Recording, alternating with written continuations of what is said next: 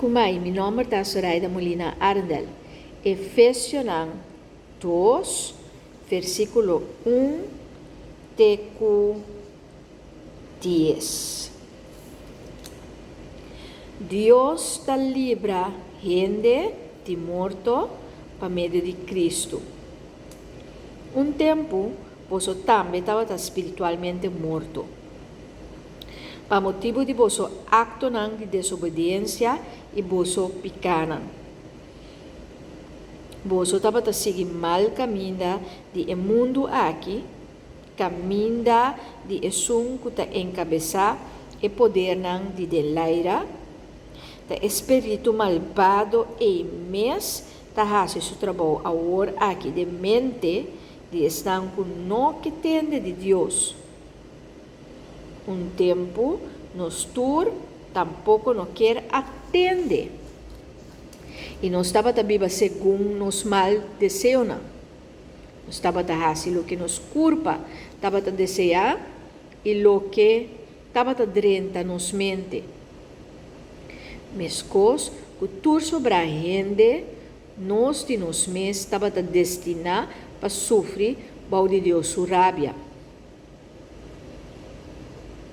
Mas misericórdia de Deus estava assim abundante e seu amor para nós estava assim grande. Que ora nós estava mortos espiritualmente para motivo de nos actos de desobediência. Ela reviva-nos junto com Cristo. Para meio de graça de Deus, você está salvado. Para motivo de nossa união com Cristo, Deus alanta-nos fora de morto junto com Cristo Jesus e dá-nos assento em região celestial junto com Ele. Com esse, Ele quer demonstrar a riqueza imensa de sua graça em tempo venidero.